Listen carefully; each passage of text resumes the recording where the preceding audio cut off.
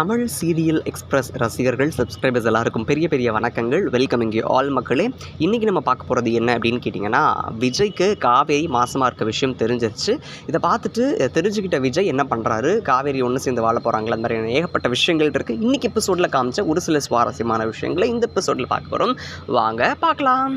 S மக்களே, இன்றைக்கான எபிசோடில் காமிச்சிருக்க ஃபர்ஸ்ட் திங்க் என்ன அப்படின்னு கேட்டிங்கன்னா, நம்ம எல்லாருக்கும் தெரியும், இந்த விஜய்க்கு வந்து தெரியாது காவேரி வந்து ப்ரெக்னென்சியாக இருக்குது, வீட்டுக்கும் தெரியாது. அப்படி இருக்கும்போது கங்கா ப்ரெக்னென்ட் ஆகிட்டா அப்படின்னு சொல்லிட்டு காவேரி தான் எல்லா வேலையும் வாங்குறாங்க. தண்ணி கூட தூக்க போகிறா காவேரி. இதை பார்த்துட்டு இருந்த நிவின் வந்து என்ன இவ்வளோ மட்டும் இப்படி பண்ணுறாங்க பாவம் அப்படின்னு சொல்லிட்டு நிவின் போய் காவேரியோட வேலையை பார்க்க போகிறான். இதை வந்து யமுனா நோட்டீஸ் பண்ணுறான். நோட்டீஸ் பண்ணிட்டு இவன் எக்ஸ் லவருக்கெலாம் ஹெல்ப் பண்ணிகிட்டு இருக்கான் அப்படிங்கிற மாதிரியான ஒரு காண்ட் ஆகுறான்.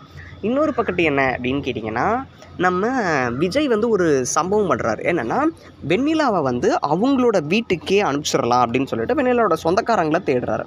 தேடும்போது ஒரு இருக்காங்க, அவங்கள கண்டுபிடிக்கிறதுக்கான ப்ராசஸ் போகுது. இதை பற்றி அவங்க தாத்தா கிட்டே ஷேர் பண்ணுறாரு. அப்போ தாத்தா சொல்கிறாரு, இதை இவ்வளோ பக்குவமாக ஹேண்டில் பண்ணும்போது எனக்கு ரொம்ப பிடிச்சிருக்கு, அதை ஒழுங்காக பண்ணு அப்படின்னு சொல்லி அவர் விஷ் பண்ணுறாரு.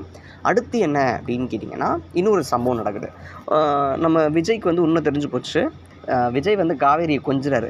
நீ குழந்தைய மட்டும் பெற்று கொடுட்டி, 3 பெற்றி நான் எப்படி கொஞ்சுறேன்னு பாரு, ட்வின்ஸ் அப்படி சொல்லி ஒரு ஒரு ஃபன், ஒரு ரொமான்டிக்காக, ஒரு ஹாப்பியாக நம்ம முகத்தில் ஒரு பிளிஷ் வர மாதிரி ஒரு மொமெண்ட்ஸ் ஏற்படுத்தினாங்க. நல்லா இருந்துச்சு பார்க்க. பட் ஆனால் அது ட்ரீம் தான்.